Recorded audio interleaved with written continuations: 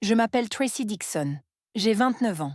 Et pendant 29 ans, mes parents m'ont traitée comme si je n'appartenais pas à ma propre famille. Le dernier Thanksgiving, j'ai découvert pourquoi.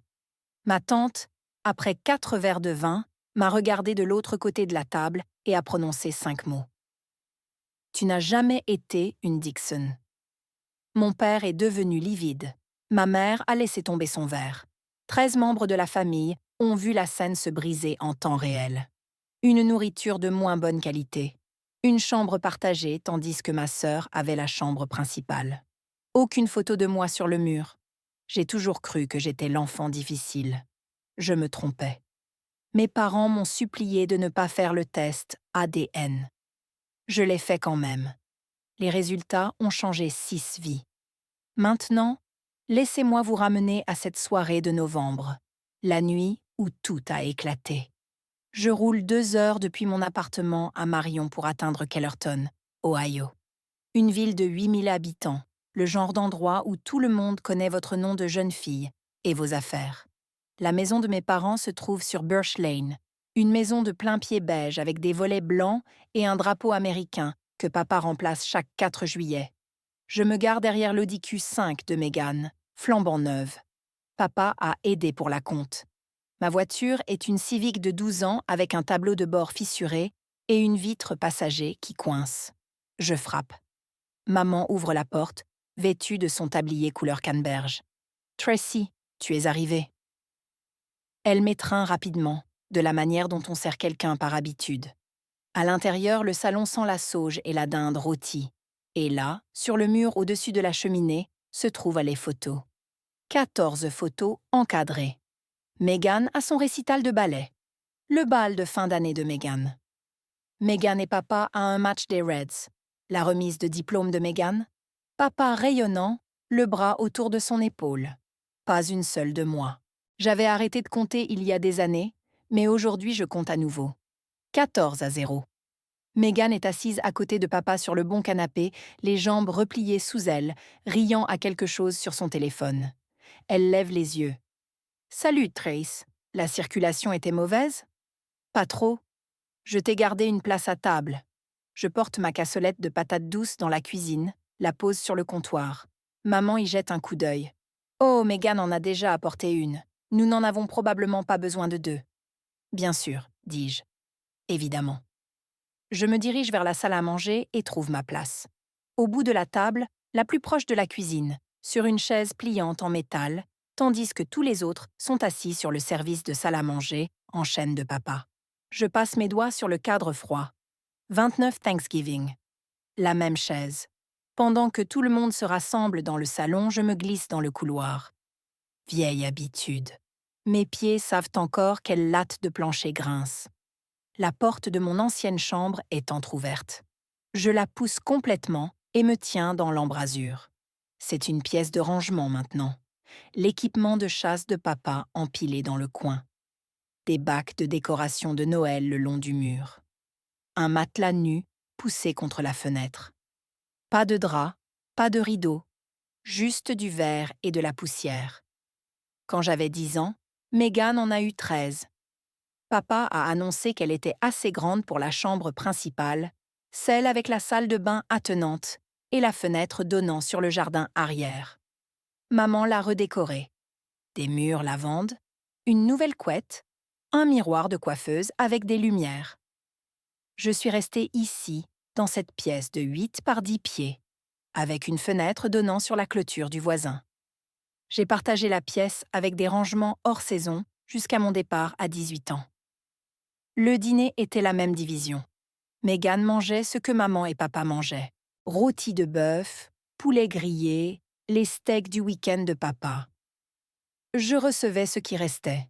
La plupart des soirs, cela signifiait du macaroni au fromage de la boîte bleue ou un burrito à réchauffer au micro-ondes.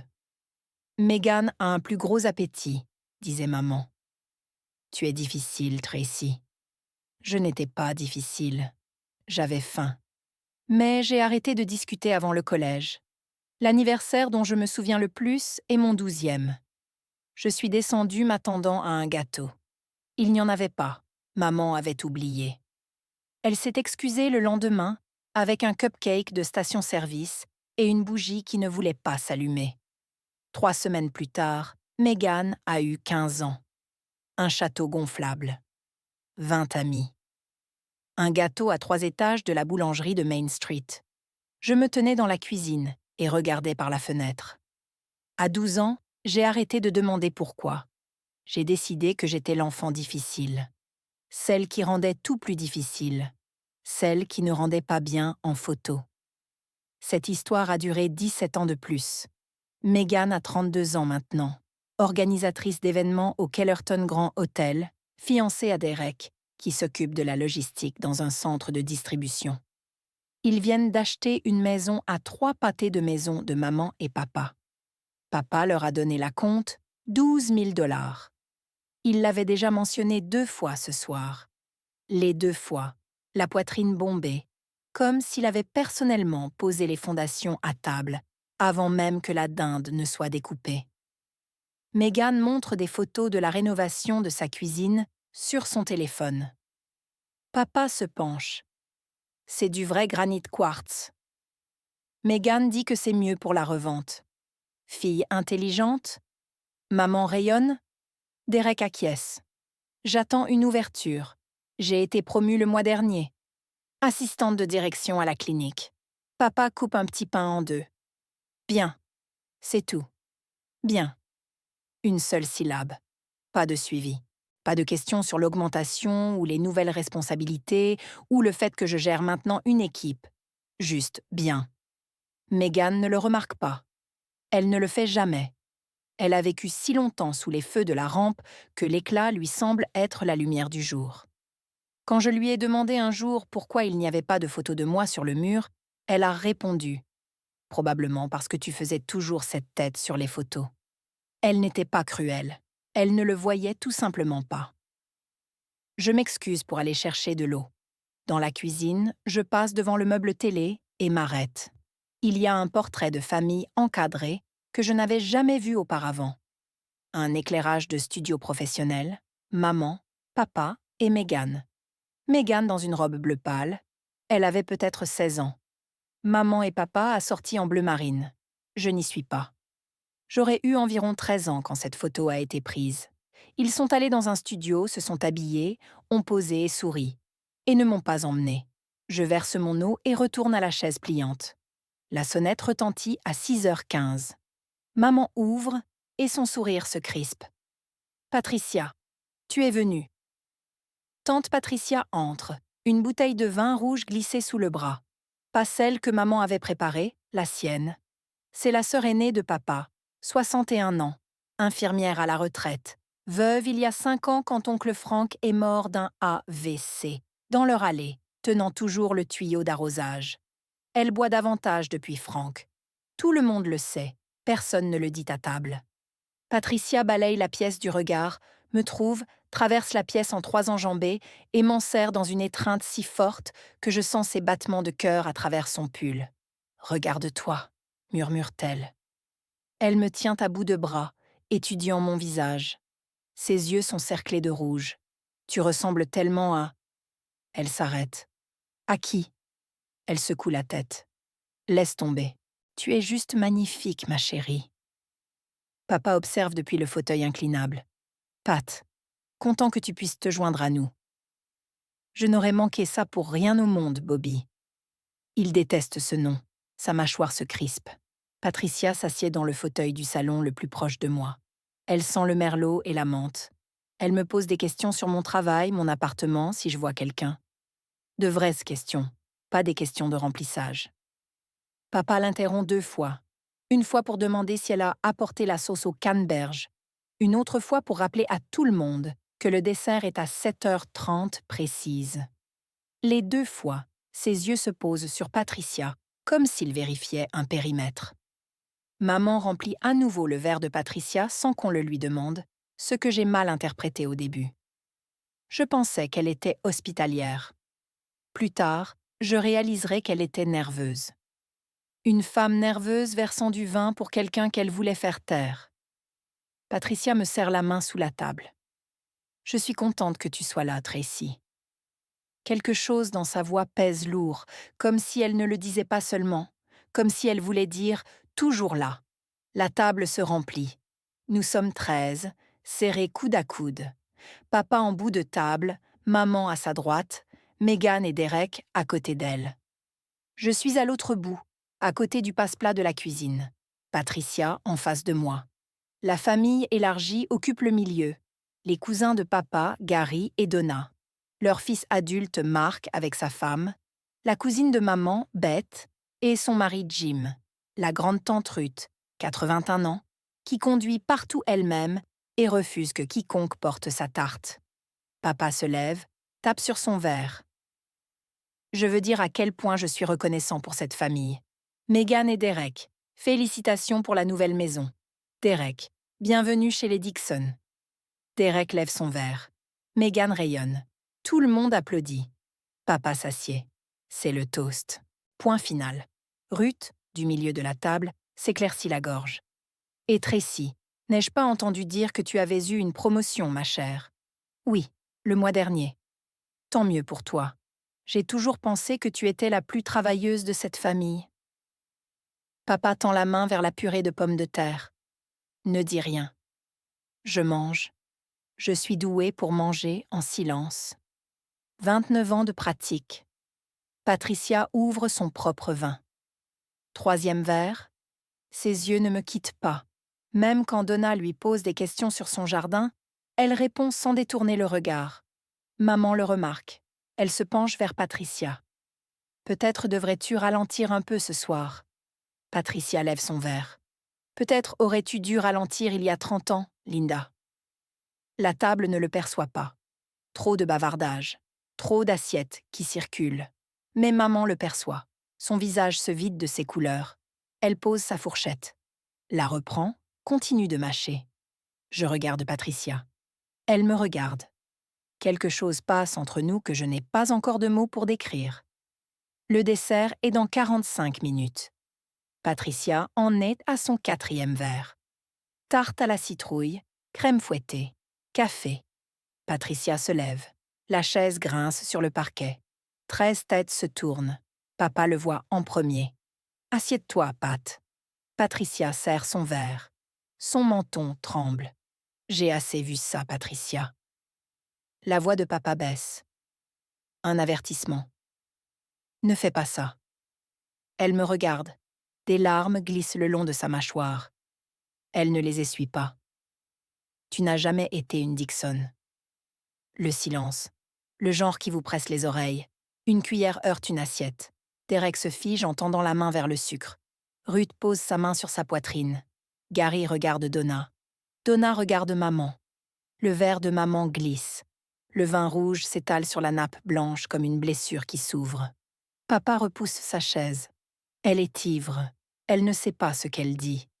Patricia secoue la tête. « Je sais exactement ce que je dis, Robert. Je le sais depuis 26 ans. Tais-toi. » Elle a le droit de parler. J'ai dit « tais-toi ». La pièce se fissure. Mark tire la chaise de sa femme en arrière. Beth attrape le bras de Jim. Meghan me fixe, puis papa, puis maman, essayant d'assembler un puzzle dont elle ignorait l'existence. Et maman. Ma mère resta assise là, les mains à plat sur la table, les yeux clos, comme si elle attendait ce moment depuis avant ma naissance. Je regardais autour de la table. Papa furieux. Maman effondrée. Patricia en larmes. Meghan perdue. 11 autres personnes figées dans les décombres de quelque chose qu'elle ne pouvait nommer. Et je compris que ce n'était pas le vin qui parlait. C'était la vérité. Le vin n'avait fait qu'ouvrir la porte. Je me levai, pliai ma serviette, la déposai à côté de mon assiette, sortis par la porte d'entrée, démarrai ma voiture et m'éloignai de Birch Lane. 5 mots. 29 ans de silence. Et toute la maison s'était effondrée derrière moi. Je me garai sur le parking derrière la First Methodist, à 3 pâtés de maison de la maison. Le moteur tournait, mes mains tremblaient sur le volant. Le lampadaire projetait une lumière orange à travers le pare-brise. Mon souffle embuait la vitre. Mon téléphone se mit à vibrer. Je le laissai faire. Linda Dixon, 7 appels. Robert Dixon. 2. Megan. 3. Un message de Russe. « Es-tu en sécurité, ma chérie ?» Je lui répondis. « Je suis en sécurité. » Au 12e coup de fil, je décrochais. C'était ma mère. « Tracy, reviens à l'intérieur. » Elle est ivre et confuse. Ma voix sortit plus ferme que je ne l'attendais. Alors pourquoi papa lui hurle-t-il dessus au lieu d'être confus? Silence. 5 secondes. 10. J'entendis la voix de papa en arrière-plan, étouffée, aigre. « S'il te plaît, ne rends pas ça plus grave que ça ne l'est. » Plus grave que quoi? Maman, dis-moi ce que c'est. Rien. Elle respira. Je comptais les secondes. Rentre à la maison, nous parlerons. Nous avons eu 29 ans pour parler. Tu as choisi de ne pas le faire toutes ces années. Elle commença à pleurer. Le genre silencieux. L'air se bloquant dans sa gorge. Je connaissais ce son. Je l'avais entendu à travers les murs toute ma vie sans jamais en comprendre la raison. Tracy, s'il te plaît, dis-moi la vérité, maman. Tout de suite, au téléphone. Je ne peux pas. Pas comme ça. Alors je la trouverai moi-même. Je raccrochais. Posai le téléphone face contre terre sur le siège passager. Le parking de l'église était vide. Juste moi, la lumière du lampadaire et le moteur qui ronronnait. Je restais assise pendant 30 minutes, peut-être 40. Le temps devient flou quand le sol se dérobe sous vos pieds. Avant de rentrer chez moi, je pris mon téléphone, ouvris le navigateur et tapai 5 mots dans la barre de recherche. Kit de test ADN Ancestry. Délai de traitement. 6 à 8 semaines. Je le commandai avant de quitter le parking. Le matin. Mon appartement à Marion. Une chambre, propre, petit. Tout ce qu'il contenait, je l'avais acheté moi-même. À 8h15, quelqu'un frappa violemment à ma porte. Pas un simple coup. Un martèlement. J'ouvris. Papa se tenait sur le palier, dans sa veste de travail. Il n'attendit pas d'invitation, me dépassa. S'assit à ma table de cuisine, comme si elle lui appartenait. Patricia est instable depuis la mort de Frank. Il dit « Elle boit. Elle invente des histoires. » Je m'appuyais contre le comptoir, les bras croisés. Vraiment? Elle a toujours été dramatique. Demande à n'importe qui. Je te demande à toi. Il regarda ses mains. De grandes mains. Calleuses après 28 ans à la Syrie. Des mains qui avaient dû construire la cabane dans l'arbre de Mégane. Des mains qui ne m'avaient jamais rien construit. Est-ce que je te ressemble, papa? Sa mâchoire se serra. Tu ressembles à ta mère. Maman a les yeux verts. Tu les as marrons. Mégane les a marrons. Je fis une pause. Moi, je les ai bleus. La cuisine était silencieuse. Le réfrigérateur ronronnait. Si tu creuses ça, dit-il lentement, tu détruiras tout. Tout comme quoi? Les photos de famille où je ne suis pas. Les fêtes d'anniversaire que tu as oubliées. La chambre que tu as transformée en débarras avant même que je parte. Il se leva. La chaise racla mon linoléum. Je suis venu ici pour protéger cette famille. Tu es venu ici pour te protéger toi-même. Il marcha jusqu'à la porte, s'arrêta, ne se retourna pas. Tu veux connaître la vérité, Tracy? Certaines vérités ne réparent en rien. Elles ne font que faire saigner tout le monde. La porte se referma derrière lui. Je m'assis à la table où il s'était assis. Ouvris mon ordinateur portable. Ancestry, DNA, 99 $. Livraison gratuite. Livraison estimée, 5 à 7 jours ouvrables. Résultat, 6 à 8 semaines après réception de l'échantillon par le laboratoire. J'entrai mon numéro de carte. Pendant 29 ans, j'avais cru que j'étais le problème. Je méritais de savoir si c'était vrai. Le kit arriva un mardi. Une petite boîte, un emballage blanc et propre, des instructions sur une seule carte. Je le posai sur le comptoir de la cuisine et le fixai pendant 1 heure. Mon téléphone vibra. « Maman, on peut déjeuner ?» Puis 1 heure plus tard. « Tu me manques. » Puis, à 21 heures, ne fais rien de précipité. Je ne répondis pas. Le mercredi matin, j'ouvris le kit. Écouvillon buccal, tube, enveloppe préaffranchie, simple, clinique. Le tout prit 90 secondes, mais mes mains tremblèrent tout du long.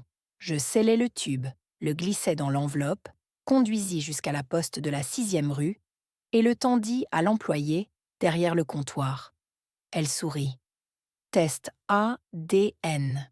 Oui, c'est amusant. Ma cousine a découvert qu'elle était à 12% scandinave.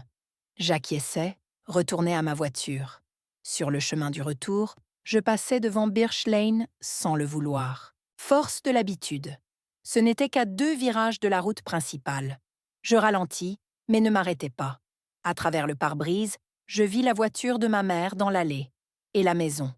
La fenêtre de mon ancienne chambre. Pas de rideau. Le verre nu captant la lumière de l'après-midi. L'ancienne fenêtre de Meghan à côté. De nouveaux stores. Blancs. Soignés. 2 fenêtres côte à côte. L'une habillée, l'autre nue. Je continuais ma route. Le laboratoire traiterait mon échantillon en 6 à 8 semaines. C'est tout. 42 à 56 jours. Ensuite, je saurais.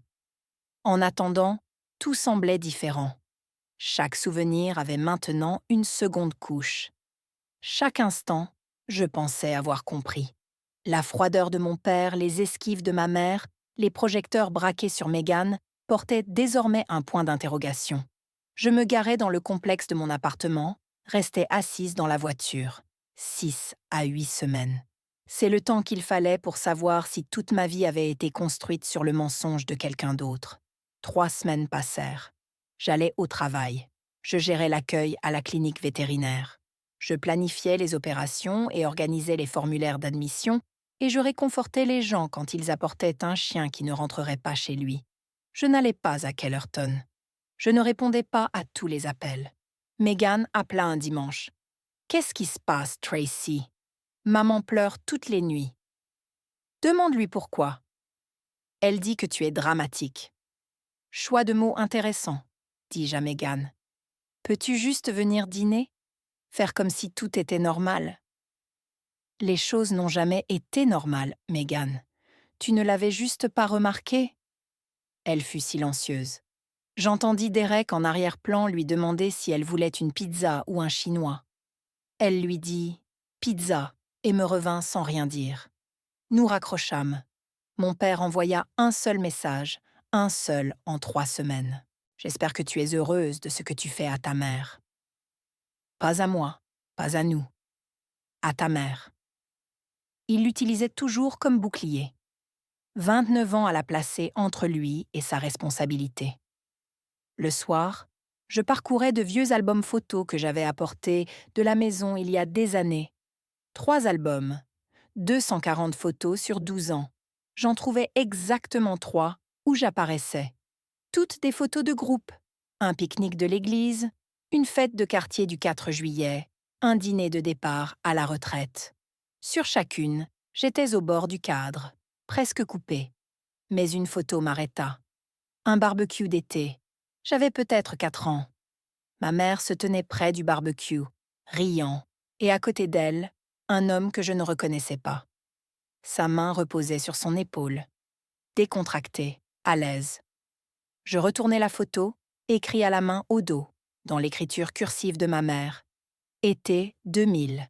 Russell Hartley. Barbecue. Hartley, je n'avais jamais entendu ce nom de ma vie. Je tapais Russell Hartley, Kellerton, Ohio, dans la barre de recherche à 23 heures un mercredi. Peu de choses apparurent. Une annonce des pages blanches, expirée. Un bulletin paroissial vieux de 10 ans mentionnant un don. Une liste de l'équipe de basket du lycée de 1986. Puis, Facebook, un Russell Hartley à Columbus, Ohio. Charpentier, travailleur indépendant, âgé de 56 ans. Sa photo de profil était une photo d'atelier. De la sciure sur son tablier, une bibliothèque à moitié finie derrière lui. Mais son visage était net. Cheveux bruns, grisonnant aux tempes, mâchoire forte, nez fin, yeux bleus. Je tins mon téléphone à côté du miroir de la salle de bain. Des yeux bleus regardant des yeux bleus. Sa mâchoire. Ma mâchoire. La même arête du nez étroite que Meghan n'avait pas. La même légère inclinaison des oreilles vers l'avant que je détestais sur les photos d'école. L'air quitta mes poumons. J'appelai ma grand-tante Ruth le lendemain matin. Elle décrocha à la deuxième sonnerie, comme toujours. « Tante Ruth, te souviens-tu de quelqu'un nommé Hartley ? Russell Hartley. » Silence. Puis, « Russell. Oui. Il était souvent là quand vous étiez petite. Puis il est juste parti. » « Pourquoi est-il parti ? » Je n'ai jamais demandé. « Chérie, ton père a semblé soulagé quand il est parti. » J'attendis. Ruth était le genre de femme qui en disait plus dans ses silences que la plupart des gens dans des paragraphes entiers. « Ta mère était différente après le départ de Russell. » Elle dit plus doucement, comme si elle avait fermé une porte en elle-même. « Penses-tu, chérie, que certaines questions seuls tes parents peuvent y répondre ? Mais je ne pense pas qu'ils le feront. » Je la remerciais. Je raccrochais. Russell Hartley, à 90 minutes de là, à Columbus. Des yeux bleus, un charpentier. Un homme qui avait quitté Kellerton en 1998 et n'était jamais revenu. Et une fille dont il ignorait peut-être l'existence. Patricia m'appela un jeudi soir. Elle était sobre. Je le savais car sa voix était plus grave, plus stable, dépouillée de la chaleur légère que le vin lui donnait. « Je suis désolée, Tracy. J'aurais dû te le dire il y a des années. » Je m'assis sur le sol de mon appartement, le dos contre le canapé. « Alors pourquoi ne l'as-tu pas fait ?» Elle expira. « Robert me l'a dit quand tu avais environ 3 ans. Il est venu chez moi un mardi après-midi, s'est assis dans le fauteuil de Frank et a dit qu'il savait que tu n'étais pas de lui. Il a dit qu'il s'en doutait depuis la salle d'accouchement. Tes yeux, ton teint. Il a confronté Linda. Elle l'a admis. » « Admis quoi exactement ?» Qu'elle avait eu une relation pendant que Robert travaillait sur le long chantier à Dayton. 4 mois, peut-être plus. Je fermai les yeux en pensant à Russell Hartley. Silence. Puis, ensuite, je ne sais pas avec certitude, mais ta mère et Russell étaient proches, très proches. Qu'est-ce que mon père a dit qu'il allait faire ? Il a dit qu'il t'élèverait, mais qu'il ne t'aimerait jamais de la même manière. Il l'a dit comme si c'était noble, comme s'il faisait l'œuvre de Dieu, en ne partant pas. Ma gorge se serra, et tu as accepté de te taire. Il a menacé de me couper les ponts complètement. Je voulais te le dire pour tes 18 ans, Tracy, je l'avais prévu. Mais Robert l'a découvert et m'a appelé, la veille au soir. Il a dit, si je parlais, il dirait à toute la famille que j'étais alcoolique et me ferait interdire les fêtes de famille. Alors tu as attendu ? J'ai attendu et je les ai regardés te traiter comme une invitée dans ta propre maison. Et à chaque Thanksgiving, je m'asseyais à cette table et j'avalais ça avec du vin. Sa voix se brisa. 29 ans, Tracy. Je porterai ça pour toujours. Merci de me l'avoir dit. J'aurais aimé que ça ne prenne pas du vin. Moi aussi. 7 semaines après Thanksgiving, le 9 janvier, un jeudi, j'étais assise à ma table de cuisine devant un bol de céréales intact, quand l'email arriva. Objet, vos résultats. ADN Ancestry sont prêts. Ma cuillère s'arrêta à mi-chemin de ma bouche. Du lait coula sur la table. Je mis le bol de côté, ouvris mon ordinateur portable, me connectai. Mes doigts semblaient appartenir à quelqu'un d'autre. Le tableau de bord se chargea. L'estimation ethnique en haut. Lumineuse et colorée comme une fête. 48% d'Anglais et d'Européens du Nord-Ouest. 22% d'Irlandais. 14% d'Écossais. 16% d'Allemands et de Français. Je fixais les chiffres. La famille de mon père était polonaise. Fièrement, bruyamment polonaise. Sa grand-mère venait de Varsovie. Il gardait une carte encadrée de la Pologne dans le garage. Les réunions de famille Dixon servaient des pierogies et de la kielbasa. Il n'y avait 0% d'Europe de l'Est dans mon sang. Je fis défiler. Onglet, proche ADN. Aucun résultat ne correspondait à un nom de Dixon. Je cliquais sur Parents/enfants. La section était vide. Robert Dixon ne figurait pas dans le système ADN Ancestry. Mais même sans son échantillon, le profil ethnique racontait l'histoire. Sa lignée sanguine et la mienne ne se chevauchaient pas. Je restais assise là pendant 10 minutes, l'ordinateur portable ouvert, la cuisine silencieuse. Le réfrigérateur se mit en marche et ronronna. Puis, je pleurais. Pas comme je m'y attendais. Pas de rage, pas de chagrin, mais du soulagement. Une soupape de décharge libérant quelque chose qui avait été scellé pendant 29 ans. Je n'étais pas l'enfant difficile. J'étais juste la fille du mauvais homme. J'essuyais mon visage. Je fis défiler plus bas. Dans les correspondances familiales proches, un nom, Nathan Hartley. Relation prédite, demi-frère. ADN partagé, 26,4%. Nathan Hartley, 24 ans. Columbus, Ohio. Le fils de Russell Hartley, mon demi-frère, 29 ans de macaroni au fromage et de chaises pliantes. Et il n'avait jamais été question de moi. Pas une seule fois. Je cliquais sur le profil de Nathan Hartley avec le genre de précaution que l'on utilise pour ouvrir quelque chose de fragile. 24 ans. Columbus. Sa photo publique montrait un jeune homme aux cheveux châtains foncés et à la barbe légère, appuyé contre un camion. Une mâchoire acérée, des yeux, même sur la petite vignette, d'un bleu indubitable. Le pourcentage d'ADN partagé s'affichait à l'écran comme un verdict. 26,4% compatible avec un demi-frère. L'algorithme ne mentait pas. Il n'avait aucune raison de le faire. Je recoupa les informations. Le Facebook de Russell Hartley mentionnait un fils, nommé Nathan. Même âge, même ville. L'Instagram de Nathan était privé, mais sa biographie indiquait mécanicien, Columbus, Ohio. Dieu, chien, moteur. Russell Hartley est mon père biologique. Ce n'était plus une suspicion, plus la confession éméchée de Patricia ou des yeux bleus dans un miroir de salle de bain. C'était la science. Des pourcentages, des paires de bases qui ne se souciaient ni des dîners de famille, ni des chaises pliantes. J'appelais Patricia. « C'est confirmé », dis-je. Russell Hartley. Elle pleura d'un genre lucide. Des respirations courtes et saccadées. « Oh, Tracy. Est-ce que Russell est au courant pour moi ?» Silence. Puis, « Je ne crois pas. » Robert avait fait jurer à Linda qu'elle ne lui dirait jamais. Il avait dit que si Russell le découvrait, il reviendrait, et tout s'effondrerait. Tout s'était effondré. 29 ans trop tard. Je raccrochais et fixais le nom sur mon écran. Nathan Hartley, un demi-frère, 24 ans, à 90 minutes de l'endroit où j'avais grandi. Il jouait probablement à la Ligue de baseball junior pendant que je mangeais des restes dans une pièce remplie de cartons de Noël. Et Russell, un homme qui aurait pu me tenir bébé, aurait pu regarder dans mes yeux et y voir les siens d'un bleu profond, sauf qu'on lui avait dit de partir avant qu'il n'en ait jamais l'occasion.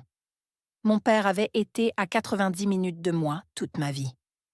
Je me rendis à Kellerton un vendredi après-midi. La voiture de ma mère était dans l'allée, le camion de mon père était parti, toujours à l'usine. Elle ouvrit la porte avant que je ne frappe, comme si elle avait surveillé la route. « Tracy, entre. » Je ne m'assis pas. Je posai mon ordinateur portable sur la table de la cuisine. Je l'ouvris. Je tournai l'écran vers elle. Elle baissa les yeux. Son visage blanchit par étapes. Le front d'abord, puis les joues, puis les lèvres. « Où as-tu eu ça ?» J'ai prélevé mon propre échantillon buccal. « Maman, c'est tout ce qu'il a fallu. » Ces tests ne sont pas toujours précis. J'ai un demi-frère nommé Nathan. Il a 24 ans. Il vit à Columbus. Son père est Russell Hartley. Elle agrippa le bord du comptoir. Ses jointures prirent la couleur de l'os. Et puis elle s'effondra. Pas de manière dramatique, pas bruyamment. Elle se laissa simplement tomber sur une chaise et enfouit son visage dans ses mains. Le son qu'elle émit était le genre de pleurs qui avait été retenu pendant des décennies. L'histoire sortit par fragments. Russell était le meilleur ami de mon père. Mon père avait pris un travail de 3 mois à Dayton. Ma mère avait 25 ans, seule à la maison avec Megan, âgée de 3 ans. Russell venait aider à tondre la pelouse, réparer une fuite de tuyaux, apporter des provisions. Cela dura 4 mois, peut-être plus. Elle ne se souvenait plus exactement quand cela avait commencé. Elle se souvenait exactement du moment où cela avait pris fin. Le jour où le test de grossesse était revenu positif. Elle avait rompu tout contact avec Russell du jour au lendemain. Elle lui avait dit de quitter la ville. Elle avait dit à mon père que le bébé était de lui. Mais il savait, dis-je. Elle hocha la tête. Tes yeux. Le premier jour, il t'a regardé, puis il m'a regardé, et je l'ai vu. Il savait. Et il est resté. Il est resté. Mais il m'a fait signer quelque chose, écrit à la main. Une promesse. Ne jamais contacter Russell. Ne jamais te le dire. Tu t'es choisie, maman, et tu m'as laissé en payer le prix. J'avais 25 ans. J'étais terrifiée. Je n'étais rien. Je n'ai pas eu le choix du tout. Mon père l'a pris ce soir-là. Je le savais parce que mon téléphone sonna à 7h42 et que sa voix sonnait comme du gravier et de l'essence. Tu n'avais aucun droit. Je rentrais en voiture à Marion. Les phares fendèrent l'obscurité de janvier. Aucun droit de savoir qui je suis. Je t'ai élevé, je t'ai nourri, je t'ai logé pendant 18 ans. Tu m'as donné la chaise pliante, papa. Tu m'as donné la chambre sans rideau. Tu as manqué ma remise de diplôme. Je suis allée à celle de Megan. Je sais. J'ai regardé depuis le parking. Silence. J'entendis ma mère en arrière-plan, suppliant, faiblement. Mon père se ressaisit. J'étais là pour toi quand je n'avais pas à l'être. Comprends-tu cela? La plupart des hommes seraient partis. Et au lieu de partir, tu es resté et tu m'as puni chaque jour pour quelque chose que maman a fait avant que je ne prenne mon premier souffle. Ce ne sont pas 14 photos sur le mur, papa. 0 de moi. Dis-moi que ce n'est pas une punition. Sa respiration devint irrégulière. Quand il parla à nouveau, la rage avait disparu. Ce qui restait était quelque chose de plus froid. Si tu contactes cet homme, c'est fini entre nous. Ne viens pas à Noël. Je ne venais de toute façon pas. Tracy, tu as passé 29 ans à me faire sentir que j'étais le problème. Maintenant tu sais que je sais, et tu ne peux pas me faire ignorer ce que je sais. Je raccrochais. Je posais le téléphone sur le siège passager. Je gardais les yeux sur la route. L'autoroute était vide. Juste moi, les lignes pointillées et les champs sombres s'étendant de chaque côté. Je devrais trembler. Je devrais pleurer. Mais il y avait une étrange immobilité dans ma poitrine, le genre qui vient après une longue expiration. Il avait dit « c'est fini ». Il avait dit « ne viens pas à Noël ». Je décidai alors, sur le champ, que j'allais contacter Russell et que j'irais à Noël. Samedi matin, le café de mon appartement refroidissait sur le comptoir. J'ouvris Ancestry DNA. Je naviguais jusqu'au profil indirect de Russell Hartley. Il n'était pas dans le système, mais Nathan l'était. Et grâce à Nathan, je trouvais l'adresse électronique liée à Russell. Je commençais à écrire un message. Je le supprimais. Je recommençais. Je supprimais à nouveau. 5 tentatives. Chacune était soit trop désespérée, soit trop clinique. 6e essai. Je le tapais d'un trait sans m'arrêter. Mon nom est Tracy Dixon. J'ai 29 ans. J'ai grandi à Kellerton, Ohio. J'ai récemment fait un test ADN et votre fils Nathan est apparu comme mon demi-frère. Je crois que vous pourriez être mon père biologique. Je ne cherche ni argent ni à bouleverser votre vie. Je veux juste connaître la vérité. Si vous êtes prêt à parler, je vous en serai reconnaissante. Je le lus 4 fois. Je changeais « reconnaissante » en « contente ». Je le remis, je le laissais, envoyé. Je posais le téléphone face contre terre sur le comptoir. J'allais à la salle de bain. J'ouvris la douche. Je restais sous l'eau jusqu'à ce qu'elle devienne froide. Il y a quelque chose de particulier à envoyer un message comme celui-là. Ce n'était pas comme envoyer le kit ADN. C'était scientifique, anonyme. Ici, c'était une personne, un homme qui pourrait être mon père, qui pourrait lire mon nom et ne rien ressentir, ou tout ressentir, ou ressentir le genre de culpabilité qui pousse les gens à supprimer des messages et à prétendre qu'ils ne sont jamais arrivés. Je sortis de la douche, m'enroulai dans une serviette et me tins devant le miroir.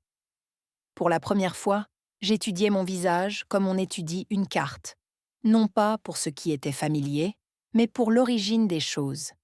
Des yeux bleus, des cheveux bruns avec une ondulation que ma mère n'avait pas.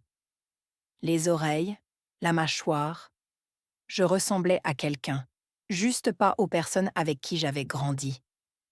Je laissais le téléphone face contre terre. Je le vérifierai quand je serai prête ou quand je ne le serai pas. 36 heures. C'est le temps que j'attendis. Dimanche soir. Je pliai le linge sur mon lit quand la notification apparut. Message ancestrie DNA de Russell Hartley. Je m'assis sur le bord du matelas. Je tins le téléphone à deux mains. Tracy, je viens de lire votre message 3 fois. Je ne savais pas. Je jure sur ma vie que je ne savais pas. J'ai quitté Kellerton en 1998 parce que Linda m'a dit que c'était fini et que je devais partir. Elle ne m'a jamais dit qu'elle était enceinte. J'ai pensé à elle et à cette époque pendant presque 30 ans. Je n'aurais jamais imaginé. Je n'arrive même pas à écrire ceci correctement. S'il vous plaît, appelez-moi. Il avait laissé son numéro de téléphone.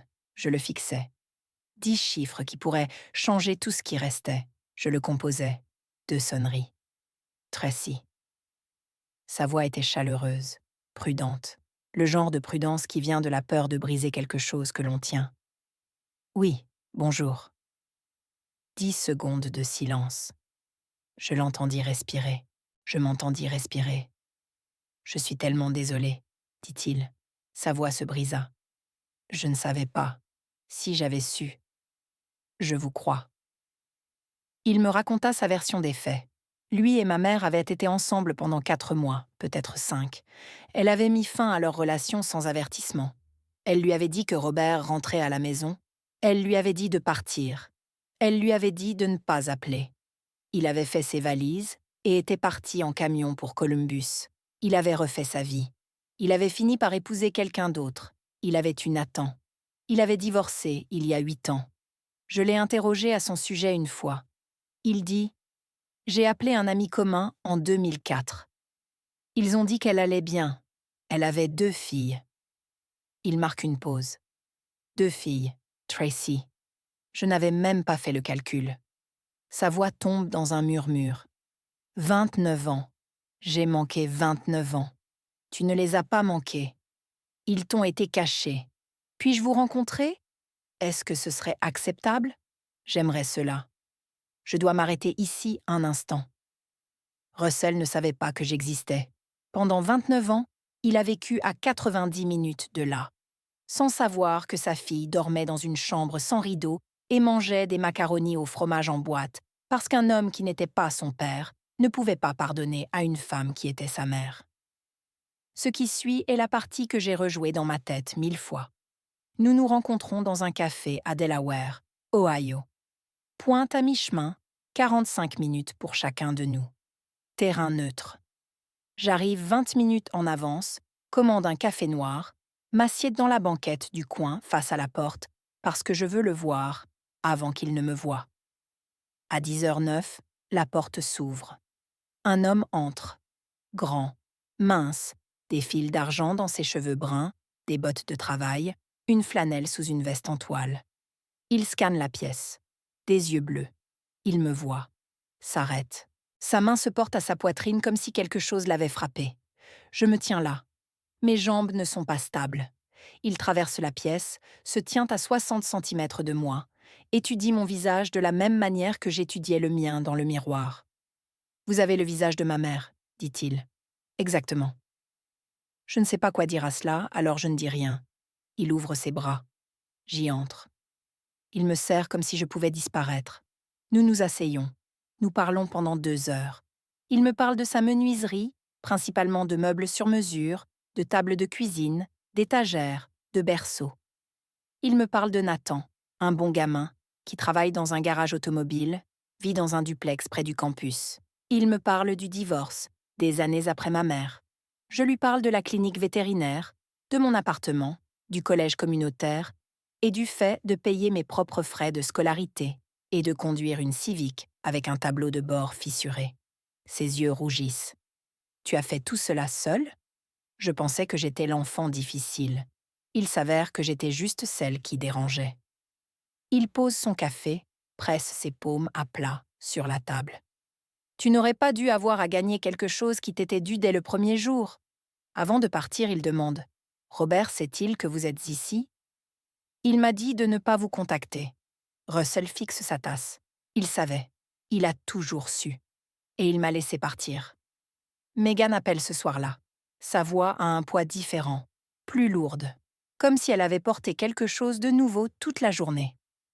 Maman m'a tout dit. Est-ce vrai? Quelle partie? L'aventure, le test ADN ou les 29 ans? Tout. Oui.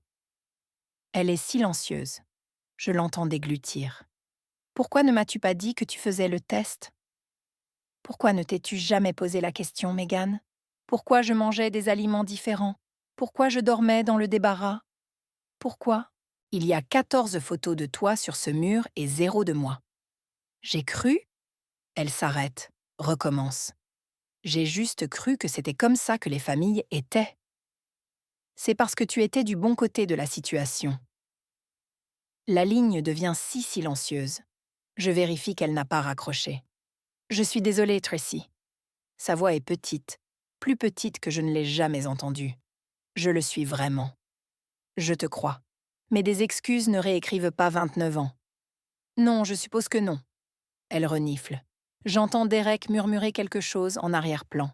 Elle le repousse d'un geste. Qu'est-ce que tu vas faire? Je vais à Noël.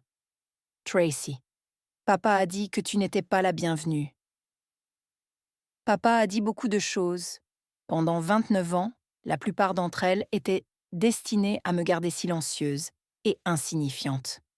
J'en ai fini d'être silencieuse.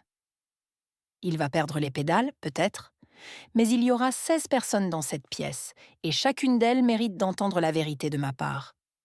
Pas la version que papa raconte, pas la version derrière laquelle maman se cache. Megan expire. Tu veux que je sois là?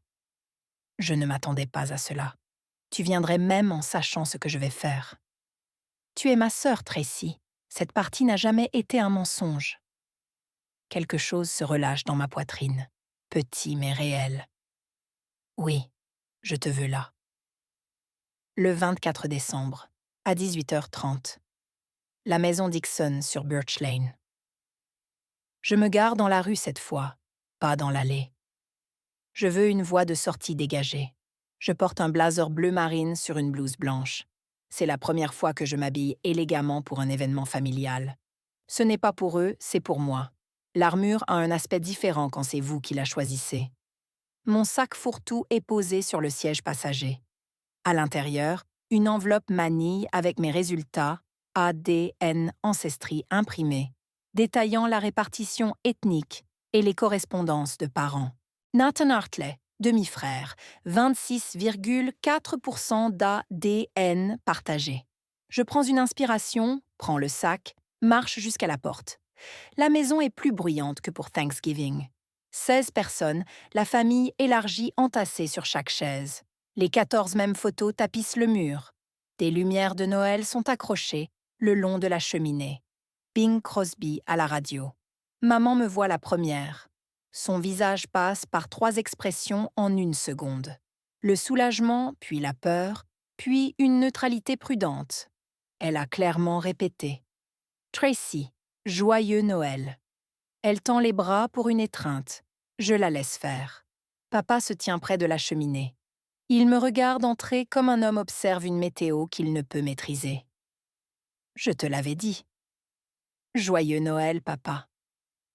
Je m'assois dans le salon. Ruth croise mon regard de l'autre bout de la pièce et hoche la tête, un geste discret et délibéré. Patricia est assise dans le fauteuil du coin, parfaitement sobre, les mains jointes sur ses genoux. Megan et Derek arrivent 5 minutes après moi. Megan me serre le bras en passant. Maman me tire dans la cuisine. Tracy, s'il te plaît, pas ce soir. Je n'ai rien fait, maman. Je suis juste là pour le dîner. Je connais ce regard. Alors tu sais ce qui va arriver. Elle me fixe. Je la fixe en retour. Elle détourne le regard la première. L'enveloppe est posée dans mon sac fourre-tout, à côté de la chaise pliante, en attendant le dîner. Papa se tient debout au bout de la table. Il tapote son verre comme il le fait chaque année. Le patriarche jouant son rôle. Je veux remercier Dieu pour cette famille, pour cette nouvelle année passée ensemble, pour la magnifique nouvelle maison de Meghan et Derek. Derek, sois le bienvenu, mon fils, et pour la bonne santé de tous. Il s'assied, prend sa fourchette. Ruth s'éclaircit la gorge. Comme à Thanksgiving. Et Tracy, Robert, n'a-t-elle pas été promue? Le sourire de papa n'atteint pas ses yeux. Tracy peut parler pour elle-même. La table s'agite. Gary jette un coup d'œil à Donna. La femme de Mark remue son vin. Le dîner avance. Les plats circulent. La conversation bourdonne. Mais une fréquence sous-jacente s'installe. Une attention. Tout le monde la ressent, mais personne ne la nomme. Pendant l'échange de cadeaux, Meghan me tend une petite boîte. À l'intérieur, une écharpe en cachemire, d'un bleu profond. « Je l'ai vue et j'ai pensé à toi, » dit-elle. Ses yeux sont brillants. Je hoche la tête. Je l'enroule autour de mon cou. Maman me donne une carte cadeau de 25 $ pour Target. Générique sous film rétractable, le genre que l'on prend à la caisse. Papa ne me donne rien. Il donne à Meghan une photo encadrée d'elle et Derek dans leur nouvelle maison. Elle l'embrasse. Il la tient. « Ça va aller directement sur le mur, » dit-il. Et voilà, le mur. 14 photos de Meghan. Le même mur que j'ai fixé pendant 29 ans. Il en ajoute une 15e. Je regarde ce mur et quelque chose en moi, quelque chose qui s'était plié pendant 3 décennies, se brise enfin, silencieusement. Pas de colère, pas de chagrin, juste de la clarté. Le genre qui arrive quand on a fixé une porte verrouillée toute sa vie et que quelqu'un vous tend enfin la clé. Je me lève, plonge la main dans mon sac fourre-tout et en sors l'enveloppe Kraft. Ruth murmure « Oh là là !» Je me tiens au centre du salon, 16 personnes autour de moi. Le sapin de Noël projette une lumière douce sur le tapis. Je veux dire quelque chose et j'ai besoin que tout le monde dans cette pièce l'entende. Papa se lève du fauteuil inclinable. « Tracy, ne fais pas ça. Tu as eu 29 ans de... Ne fais pas ça. Papa, j'en ai assez. » J'ouvre l'enveloppe, en sort les résultats imprimés. Mes mains sont fermes. J'ai fait un test ADN il y a 7 semaines. Voici les résultats. Ma composition ethnique est de 48% anglaise, 22% irlandaise, 14% écossaise, 16% allemande et française. Je regarde papa. 0% d'Europe de l'Est, 0% polonais. La lignée Dixon et la mienne ne se recoupent pas. Quelqu'un inspire brusquement. Bête peut-être, ou la femme de Gary. Conclusion de paternité. Robert Dixon est exclu en tant que père biologique. Le visage de papa se vide de son sang. Sa main serre le bras du fauteuil inclinable. Mon père biologique est Russell Hartley. Il a vécu dans cette ville jusqu'en 1998. Il est parti parce que ma mère le lui a dit. Il ne savait pas que j'existais avant il y a 6 semaines. Je me tourne vers papa. Tu savais? Tu savais depuis ma naissance? Tu as vu mes yeux bleus dans la salle d'accouchement et tu savais. Et au lieu de partir, tu es resté et tu m'as puni. Chaque repas, chaque anniversaire, chaque photo que tu n'as pas prise. Je me tourne vers maman. Et tu l'as laissé faire parce que garder ton secret était plus important que de protéger ta fille. La pièce est silencieuse. Derek fixe le tapis. La femme de Mark porte sa main à sa bouche. Ruth reste parfaitement immobile, des larmes coulant sur ses joues. Meghan se tient près de l'embrasure de la cuisine, les bras croisés sur elle-même. Patricia se lève de sa chaise. Elle dit la vérité. Robert me l'a dit quand Tracy avait 3 ans. J'ai gardé le secret depuis. La pièce expire et plus rien n'est pareil. Papa prend la parole le premier. C'est une affaire de famille, Tracy. Tu n'avais pas le droit de... Ruth le coupe depuis l'autre bout de la pièce. Tu n'avais pas le droit de traiter cet enfant de cette façon, Robert. Pas un seul jour. Certainement pas pendant 29 ans. Papa se tourne vers Ruth. Elle ne bronche pas. 81 ans, et elle ne bronche pas. Maman sanglote. Des sanglots silencieux et tremblants, les mains pressées sur sa bouche. Donna tend la main vers elle. Maman se recule. Megan s'avance. C'est pour ça que tu ne l'as jamais aimée de la même façon? À cause de ce que maman a fait. Je l'ai élevée, Megan. Je lui ai donné... Tu lui as donné une chaise pliante et une pièce pleine de décorations de Noël. La voix de Megan se brise. Alors que moi, j'ai tout eu. La chambre, les photos, la compte, tout. Derek touche l'épaule de Megan. Peut-être devrions-nous partir. Non. Megan ne bouge pas. Je reste. Patricia fait face à Robert. Je t'ai dit il y a 20 ans de le lui dire. Tu as dit que ça ruinerait tout. Regarde autour de cette pièce, Robert. Voilà ce que la dissimulation a fait. Gary se penche vers Donna et lui murmure quelque chose. Elle secoue la tête. Ils ne partent pas. Personne ne part. Papa s'enfonce dans le fauteuil inclinable, la tête entre les mains. La pièce observait un homme qui s'était toujours présenté comme le pilier de cette famille s'effondrer sous le poids de son propre silence. « J'ai essayé, dit-il, la voix étouffée. J'ai essayé de l'aimer de la même façon. » Patricia répondit de l'autre bout de la pièce, d'une voix douce mais catégorique. « Non, tu ne l'as pas fait. » Megan s'approcha de moi. Ses yeux étaient gonflés. Elle mangeait du macaroni au fromage pendant que moi, je mangeais du steak. Papa, elle avait 10 ans. Papa ne leva pas les yeux. Les lumières de l'arbre de Noël clignotaient, s'allumant et s'éteignant. La seule chose encore en mouvement dans la pièce. Je ramassai mon manteau sur le dossier de la chaise pliante, glissai l'enveloppe dans mon sac fourre-tout et enroulai l'écharpe de Megan autour de mon cou. La pièce observait. 16 personnes. Certaines pleuraient, d'autres étaient figées, d'autres encore se tenaient la main sous la table. Je me tournai vers papa. Je ne te déteste pas. Tu es resté quand beaucoup d'hommes ne l'auraient pas fait. Mais tu m'as fait croire que j'étais le problème. Chaque anniversaire oublié, chaque mur vide, chaque fois que tu regardais Megan comme si elle était tienne et que tu me regardais comme si j'étais une preuve. Je fis une pause. Je n'ai jamais été le problème. Il ne répondit pas. Sa tête resta dans ses mains. Je me tournai vers maman. J'avais besoin de l'un de vous. Justin pour me dire la vérité. Tu as choisi le silence à chaque fois. Pas pour me protéger, mais pour te protéger toi-même. Maman tendit la main vers mon bras. Je la laissai le toucher. Puis je reculai. Je fis face à la pièce. Je ne demande à personne de choisir son camp. Je ne cherche pas d'excuses ce soir. J'avais juste besoin que les gens qui m'avaient vu grandir invisible me voient enfin. Je me tournai vers Megan. Tu ne savais pas. Je ne t'en veux pas. Megan tendit la main vers la mienne. Je la laissai la tenir. 3 secondes. Puis, je lâchai. Je marchai jusqu'à la porte d'entrée. Je m'arrêtai. Je me retournai une dernière fois. Le mur était juste là. 14 photos de Megan. La 15e était encore dans son papier cadeau sur la table. Peut-être qu'un jour, il y aurait de la place pour l'une des miennes. J'ouvris la porte et sortis dans le froid. L'air de décembre me frappa le visage, et ce fut comme la première respiration pure que je prenais depuis des années. Je rentrai chez moi en voiture.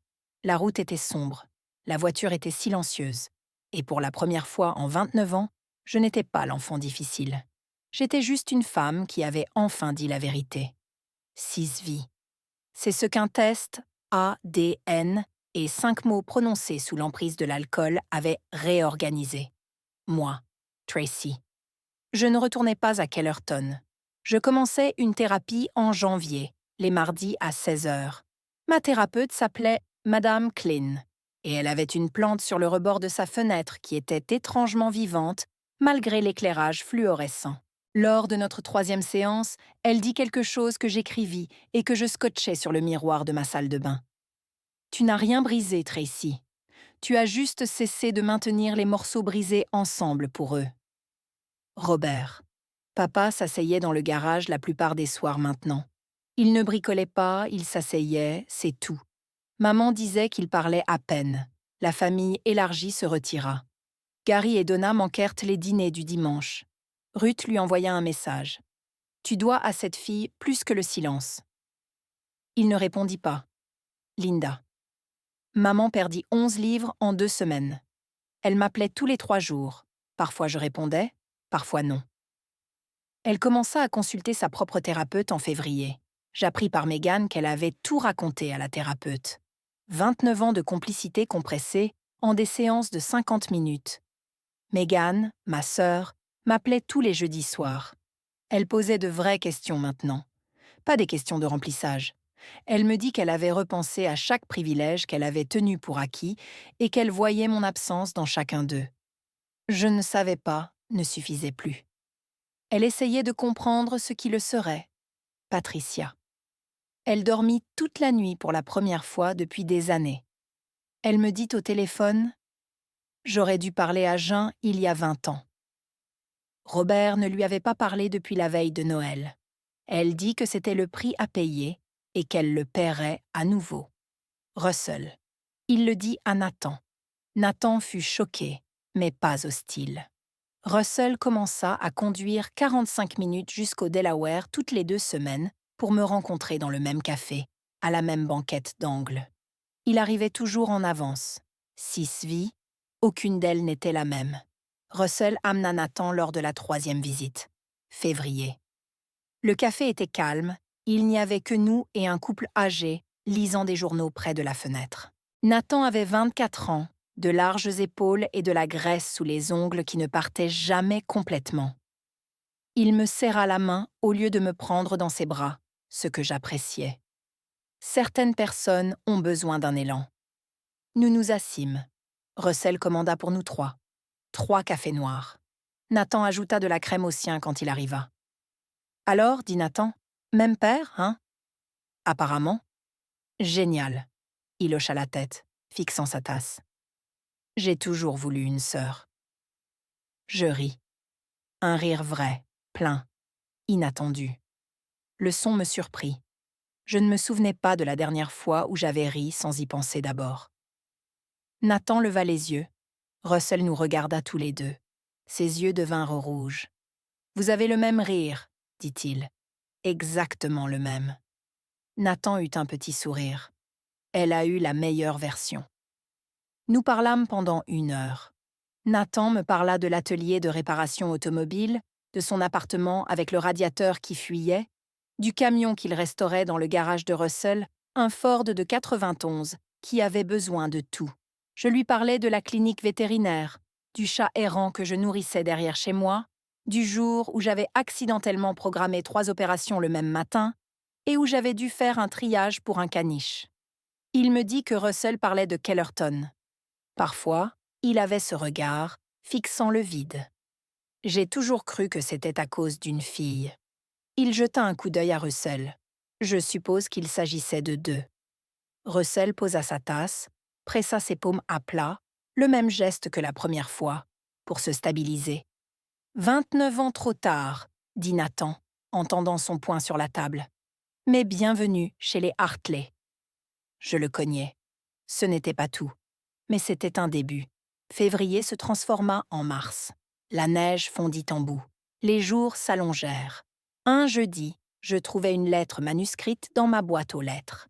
Pas d'adresse d'expéditeur, mais je reconnus l'écriture. Serrée, penchée vers la gauche, comme l'écriture d'un homme qui avait appris la cursive auprès de religieuses. Je m'assis à la table de la cuisine et l'ouvris. Elle était écrite sur du papier ligné jaune. Le genre que mon père gardait dans le tiroir fourre-tout à côté des piles de lampes de poche. Il ne commençait pas par « Cher Tracy ». Il commençait par la nuit de ma naissance. L'infirmière te plaça dans les bras de ta mère et je me tenais là. Tu ouvris les yeux. Ils étaient bleus, d'un bleu cristallin. Je regardais Linda. Elle regarda le sol. Et je sus. Je me suis dit que je serais assez grand pour t'aimer de la même manière. Que je passerais au-dessus de ça. Que je pourrais séparer ce qu'elle avait fait de ce que tu étais. Je n'y suis pas parvenue. Chaque fois que je te regardais, je voyais ce qu'elle avait fait. Et chaque fois que je regardais Megan, je voyais la preuve qu'elle était la mienne. Je m'accrochais à Megan parce que Megan était la seule chose dont j'étais sûre dans cette maison. Je sais que ce n'est pas juste. Je le savais alors. Je le sais maintenant. Tu as toujours été une bonne enfant, Tracy. Calme, travailleuse. Tu ne te plaignais jamais. Tu te faisais juste plus petite. Et je t'ai laissé faire. Je t'ai regardé disparaître dans cette maison. Et je me suis dit que c'était ton choix. Ce n'était pas ton choix. C'était le mien. Je n'attends pas que tu me pardonnes, mais j'avais besoin que tu saches que je le vois maintenant. Il signa. Robert, pas papa, pas avec amour, juste son nom. Je la lus 2 fois, la pliai le long des plis originaux et la rangeai dans le tiroir supérieur de ma table de chevet. Je ne répondis pas, mais je ne la jetai pas.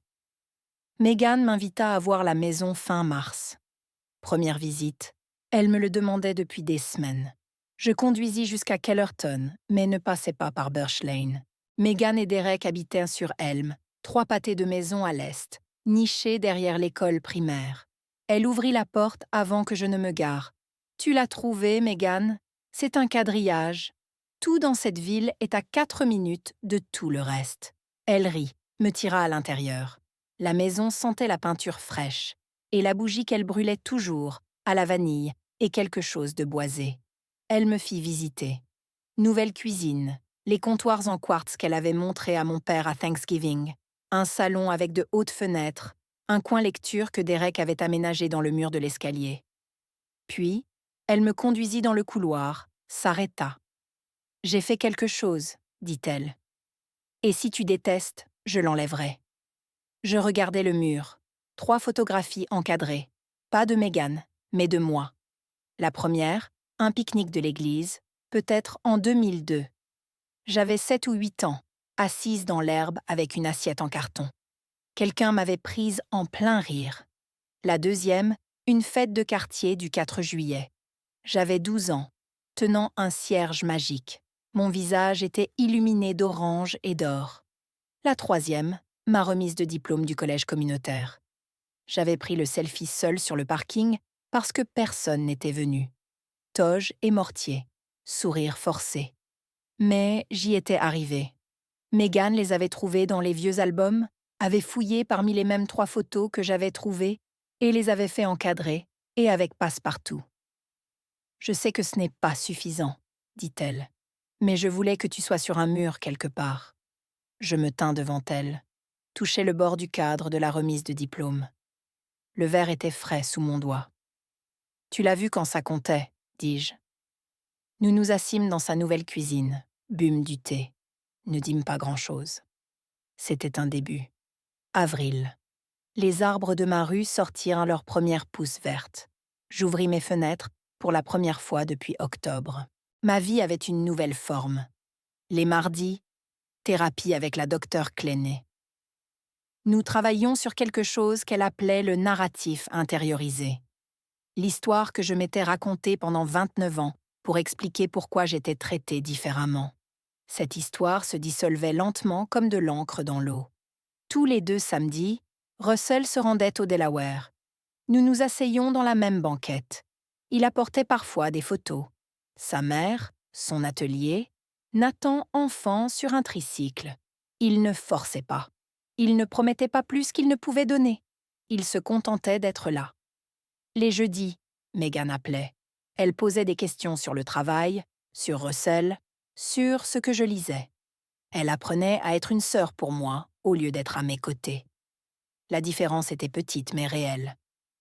Nathan vint à mon appartement un mercredi pour réparer le robinet de la cuisine qui fuyait depuis novembre. Il apporta ses propres outils et un pack de 6 root beer. Il répara le robinet en 20 minutes et resta 2 heures. Nous regardâmes un documentaire sur les créatures des grands fonds marins et nous disputâmes pour savoir si les pieuvres étaient moins plus intelligentes que les chiens. Robert, je ne l'avais pas vu. Megan disait qu'il était plus silencieux, plus effacé. Elle disait que la lumière du garage restait allumée après minuit la plupart des nuits. J'avais lu sa lettre 4 fois maintenant. Je la gardais dans le tiroir. Je n'étais pas prête. Mais le tiroir n'était pas verrouillé. Linda appelait tous les dimanches. Je répondais à la plupart de ses appels. Je les gardais courts. Elle suivait une thérapie. Elle m'avait dit la semaine dernière: J'aurais dû me battre pour toi, Tracy. J'ai répondu: Oui, tu aurais dû. Nous sommes restés assises dans le silence. Ce n'était pas confortable, mais c'était honnête. Un après-midi, j'ai acheté un petit cadre, argenté, simple. J'y ai mis une photo. Le selfie de moi, Nathan et Russell au café. La première photo de famille. Je l'ai posée sur l'étagère à côté de ma porte d'entrée. Un samedi de fin avril. Mon appartement était propre. La lumière du soleil traversait le sol du salon. Je me tenais sur un marchepied avec un marteau, 4 clous et 4 cadres. Le premier fut accroché à gauche du centre. Ma remise de diplôme du collège communautaire, le selfie, la toque et la robe. Personne n'était là pour tenir l'appareil photo, sauf moi. J'avais obtenu ce diplôme en travaillant 30 heures par semaine à la clinique et en étudiant à un bureau que j'avais acheté chez Goodwill. Il fut accroché au mur. Le deuxième, Russell et moi, au café. Notre première rencontre. Il se penchait en avant au milieu d'une phrase, les mains serrées autour de sa tasse. J'écoutais. Mon visage était ouvert d'une manière que je ne reconnaissais pas sur mes anciennes photos. Il fut accroché au mur. Le troisième, Nathan et moi. Il faisait une grimace à l'appareil photo, la langue tirée, les yeux croisés. Et je riais. Le même rire que Russell disait correspondre au sien. Il fut accroché au mur. Le quatrième, Megan et moi, pris le mois dernier sur son porche d'entrée. Elle avait son bras autour de mon épaule. J'avais le mien autour de la sienne. Nous ne jouions pas un rôle. Nous étions juste là, ensemble, comme le font les sœurs. Il fut accroché au mur. Je suis descendue, j'ai posé le marteau sur le comptoir et j'ai reculé. 4 photos, pas 14, pas d'éclairage de studio, pas de tenues assorties, pas de patriarche rayonnant au centre, juste moi sur chacune d'elles. Patricia avait prononcé 5 mots à une table de Thanksgiving. Tu n'as jamais été une Dixon. Pendant 29 ans, cela m'aurait détruite. Je l'aurais interprété comme une confirmation, la preuve que j'étais l'enfant difficile, celle qui n'appartenait pas. Mais maintenant, je l'entendais différemment. Je n'ai jamais été une Dixon. J'ai toujours été autre chose, quelque chose que personne ne m'avait permis d'être. Je m'appelle Tracy. J'ai 29 ans. Pour la première fois de ma vie, je savais exactement de qui j'étais la fille. 4 photos, toutes les miennes. C'était plus que suffisant. C'était mon histoire. 6 vies, un test A, D, N. 29 ans de silence brisés par 5 mots à une table de Thanksgiving.